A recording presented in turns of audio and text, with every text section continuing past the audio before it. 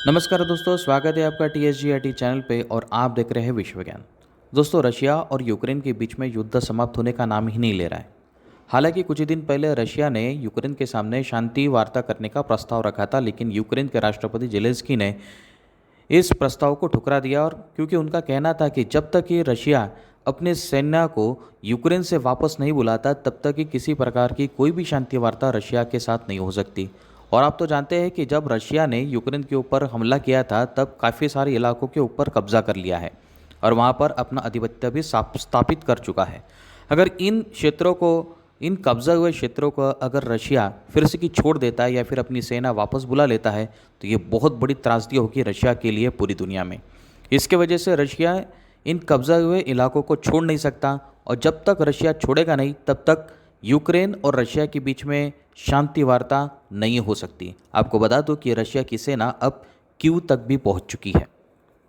लेकिन दोस्तों, रशिया और यूक्रेन के बीच में युद्ध क्यों हो रहा है? दरअसल दोस्तों, रशिया और यूक्रेन के बीच में युद्ध हो रहा है और इसका सबसे बड़ा कारण है नाटो और यूएसए। दरअसल दोस्तों, अमेरिका और रशिया कई बार आमने सामने आ चुके हैं और कई बार अमेरिका को पीछे भी हटना पड़ा है। हालांकि अमेरिका आर्थिक दृष्टि से सबसे संपन्न और बहुत ही शक्तिशाली देश है, लेकिन उसके बावजूद भी वो सैन्य दृष्टिकोण से अभी भी कुछ मामलों के अंदर रशिया से पीछे ही है। और इसी की वजह से अमेरिका चाहता है कि रशिया को जल्द से जल्द काउंटर किया जाए। और आप तो जानते ही है कि रशिया नाटो का बहुत बड़ा दुश्मन है और यूएस से नाटो का एक स्थायी सदस्य है। और इसी की वजह से नाटो ने यूक्रेन को बलि का बकरा बनाया, और इसीलिए नाटो चाहता है कि यूक्रेन नाटो का स्थायी सदस्य बने।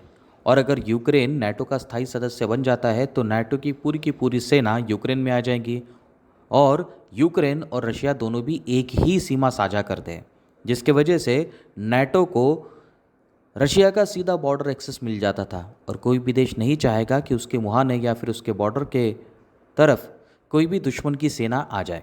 और इसी की वजह से रशिया ने यूक्रेन को कई बार नाटो का सदस्य होने से मना किया था और उसे कई बार समझाया था कि वो नाटो का सदस्य ना बने। लेकिन उसके बावजूद भी यूक्रेन के राष्ट्रपति जेलेंस्की, भले ही वो राष्ट्र प्रेमी है और राष्ट्रवादी नेता है, लेकिन उनकी राजनीतिक समझ बहुत कम होने के कारण आज यूक्रेन बहुत बड़ा युद्ध झेल रहा है। दरअसल दोस्तों, कुछ ही दिन पहले, यानी कि युद्ध शुरू होने के कुछ ही दिन पहले, यूक्रेन के राष्ट्रपति जेलेंस्की ने नाटो का सदस्य होने के लिए हाँ भी बोल दिया था। और इसी के वजह से रशिया को न चाहते हुए भी यूक्रेन के ऊपर हमला करना पड़ा, जिसके वजह से आज यूक्रेन और रशिया दोनों भी नुकसान झेल रहे हैं। दरअसल नाटो क्यों चाहता है कि यूक्रेन सदस्य बने? दरअसल नाटो के बारे में अगर जान लिया जाए, तो नाटो का मतलब रहता है नॉर्थ एटलांटिक ट्रीटी ऑर्गेनाइजेशन, जिसकी स्थापना 4 अप्रैल 1949 को की गई थी। और दोस्तों, इसकी स्थापना इसीलिए ही की गई थी ताकि तब के सोवियत संघ और अभी के रशिया को काउंटर कर सके। दोस्तों, आज के तारीख में नाटो बहुत ही एक शक्तिशाली संगठन बन चुका है। अगर पूरी देश का अगर आर्थिक संचय किया जाए, तो 60% तो पैसा तो सिर्फ इन्हीं नाटो के पास में है। यानी कि नाटो कितना शक्तिशाली है, चाहे वो आर्थिक रूप से कहे, चाहे वो सैन्य दृष्टिकोण से क्यों ना कहे, नाटो दुनिया का सबसे शक्तिशाली एक संगठन बन चुका है। आज के तारीख में देखा जाए तो नाटो के अंदर पूरे मिलाकर 27 देश ऐसे हैं जो स्थायी रूप से नाटो के सदस्य हैं और 5 देश ऐसे हैं जो अस्थायी रूप से इसके सदस्य हैं। यानी कि पूरे मिलाकर ये 32 देशों का समूह बन चुका है।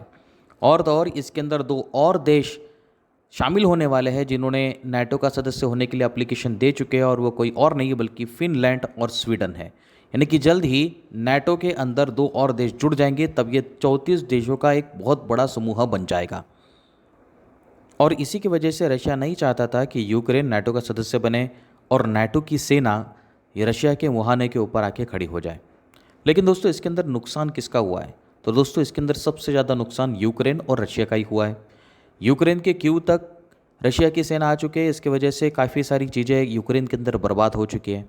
और अगर रशिया की बात की जाए, तो आज रशिया के ऊपर काफ़ी सारे सैंक्शंस लग चुके हैं, काफ़ी सारे आर्थिक प्रतिबंध लग चुके हैं, यहाँ तक कि उनका शिफ्ट कोड भी बैन हो चुका है, जिसकी वजह से काफ़ी सारी दिक्कतों का रशिया को सामना करना पड़ रहा है।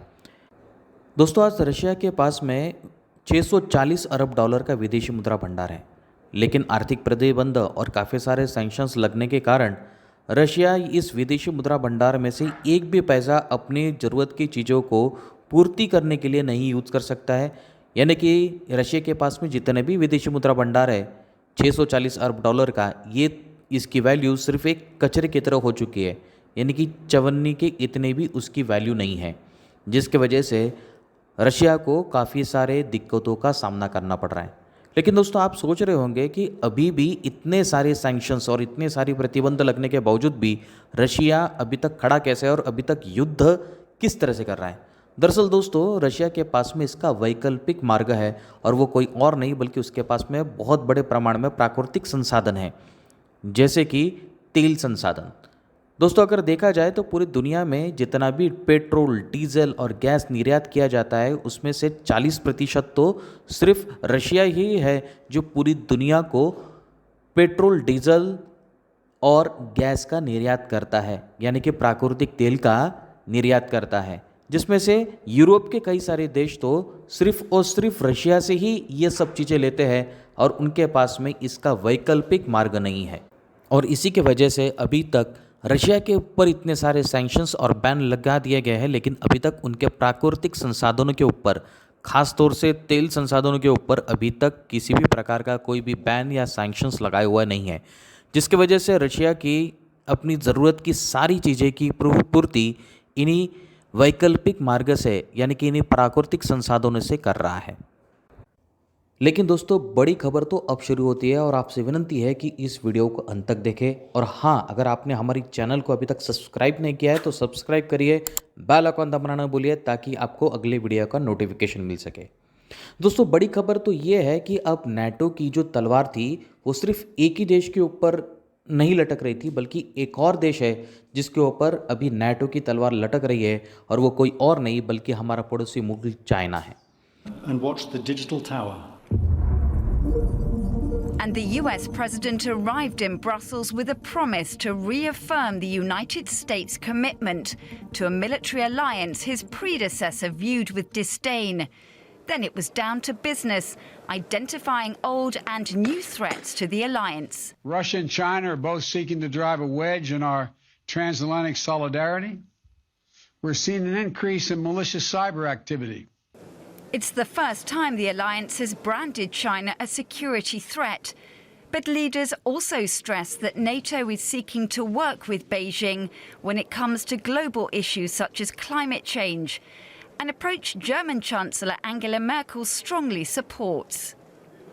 When looking at cyber threats, hybrid threats, the cooperation between Russia and China, I believe you just can't ignore China. We shouldn't overstay this in my view, so we have to find the right balance. दरअसल दोस्तों, China ये एक विस्तारवादी देश है, और China से सीमा लगत जितने भी देश हैं, इन सभी देशों के साथ में चाइना का विवाद चल रहा है। चाहे वो भारत कहिए, ताइवान कहिए, साउथ कोरिया कहिए, जापान कहिए, वियतनाम कहिए, फिलीपीन कहिए, आप कोई भी देश उठा के देख लीजिए जो चाइना से सीमा लगत है, इन सभी देशों के साथ में उसका सीमा विवाद चल रहा है। और अपने देश के सीमाओं को सुरक्षित करने के लिए और अपने लोगों को चाइना के अग्रेशन से सुरक्षित करने के लिए ये सभी देश कुछ ना कुछ तो भी कर ही रहे हैं, और अपनी सैन्य बेड़ा को भी बहुत ही मजबूत कर रहे हैं। हाल ही में वियतनाम ने भारत से ब्रह्मोस मिसाइल को अपने देश के अंदर और अपने देश की बाउंड्री को सुरक्षित करने के लिए उसको डिप्लॉय भी कर दिया है। यही नहीं, बल्कि फिलीपीन और ऐसे कई सारे देश हैं जो भारत से तेजस जैसे विमान को अपने देश के सैन्य बेड़े के अंदर शामिल करना चाहते हैं।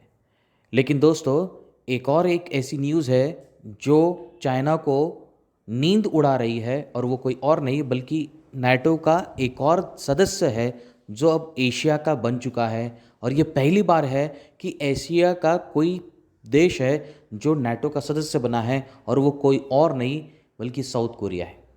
दरअसल दोस्तों, साउथ कोरिया ने कुछ ही महीने पहले अमेरिका से थार डिफेंस सिस्टम लिया था और अपने देश के अंदर डिप्लॉय भी कर दिया है। और 2019 में साउथ कोरिया ने नाटो का सदस्य होने के लिए एप्लीकेशन कर दिया था, और जो भी क्राइटेरिया है उसको फुलफिल करते हुए उसको 3 साल लग गए, और मई 2022 में साउथ कोरिया पहला ऐसा एशिया देश बन चुका है जो नाटो का स्थायी सदस्य भी बन चुका है, और जिसकी वजह से अब चाइना को बहुत बड़ा नुकसान होते दिख रहा है और नाटो की तलवार चाइना के ऊपर भी लटक रही है। और इसी की वजह से करीबन 2 हफ्तों से चाइना के अंदर बड़े बड़े अर्थशास्त्री, बड़े बड़े उद्योगपति, बड़े बड़े फाइनेंस मिनिस्टर और मिनिस्टर भी एक ही छत के नीचे लगातार चर्चा का सत्र चल रहा है, और वो ये देख रहे हैं कि जिस तरह से रशिया के ऊपर आर्थिक प्रतिबंध लगाया गया, जिस तरह से सैंक्शंस लगाए गए, अगर यही चीज़ अगर चाइना के ऊपर भी लगाई जाती है तो चाइना के पास में इसका वैकल्पिक मार्ग है ही नहीं। यानी कि चाइना के पास में कोई प्राकृतिक संसाधन नहीं है जिसके ऊपर कोई भी देश निर्भर है, और इसी के वजह से चाइना चाहता है कि अपने इस फाइनेंशियल स्टेटस का कोई वैकल्पिक मार्ग ढूंढा जाए। यानी कि जिस तरह से रशिया का विदेशी मुद्रा भंडार 640 अरब होने के बावजूद भी एक कचरे की तरह हो चुका है, अगर चाइना के ऊपर भी इसी तरह के सैंक्शंस लग जाते हैं या फिर आर्थिक प्रतिबंध लग जाते हैं, तो फिर चाइना के पास में वैकल्पिक मार्ग ढूंढने के लिए इसी चर्चा सत्र चल। अब आगे आने वाले वक्त में चाइना किस तरह से इस सिचुएशन को हैंडल करता है और किस तरह से अपना वैकल्पिक मार्ग ढूंढता है, ये तो आने वाला वक्त ही बताएगा। लेकिन दोस्तों, चाइना इस स्थिति में क्या करेगा, आपकी राय बहुत ही महत्वपूर्ण है। कृपया अपनी राय कमेंट बॉक्स के अंदर दें। अगर आपको ये वीडियो पसंद आया है तो इसको ज़्यादा से ज़्यादा लोगों के साथ में शेयर करें, हमारे इस वीडियो को लाइक करें, और हाँ, आप सब्सक्राइब करना ना भूलें, बेल आइकन दबाना ना भूलें, ताकि आपको अगली वीडियो का नोटिफिकेशन मिल सके। धन्यवाद।